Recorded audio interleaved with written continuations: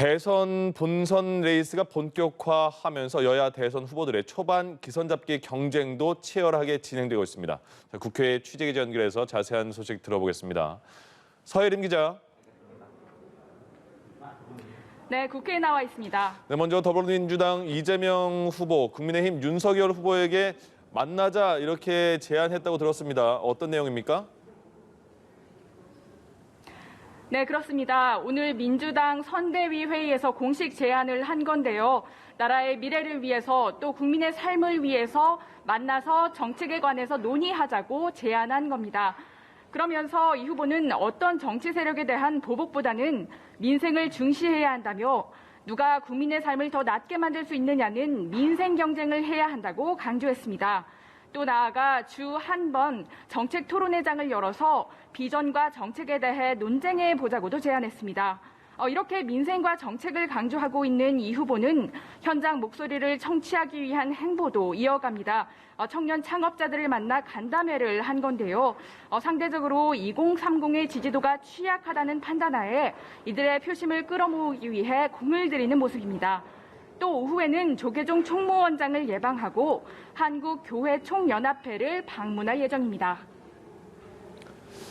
네, 국민의힘 윤석열 후보는 오늘 국민의힘 최고위회에 참석을 했네요.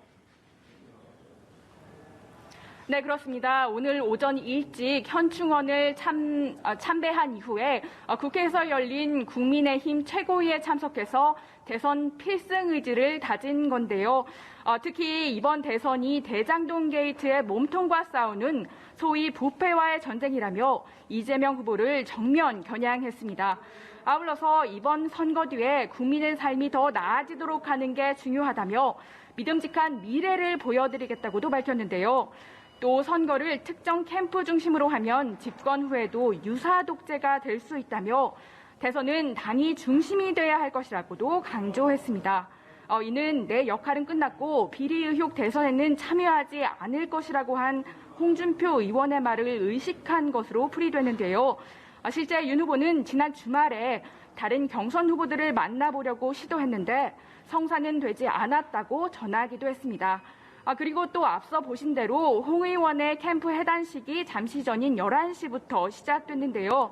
홍 의원은 당신만으로는 대선에 이기기 어렵다며 선거에서 지면 후보 두 사람 중 한 명은 감옥에 가야 할 것이라고 말하기도 했습니다.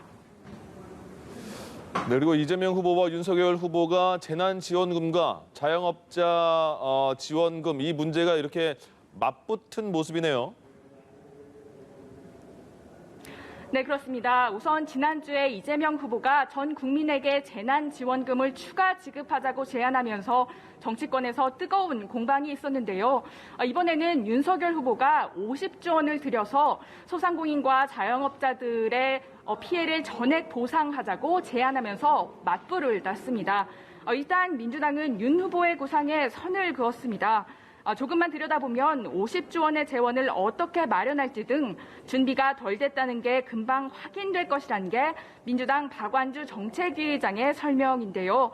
또 오늘 국회에서는 내년도 예산안 심사를 위한 예결위도 약 1시간 전쯤에 시작되어서 여기에서 역시 전국민 재난지원금 추가 지원 문제와 자영업자 피해 전액 보상 문제가 뜨거운 감자가 될 전망입니다. 지금까지 국회에서 전해드렸습니다.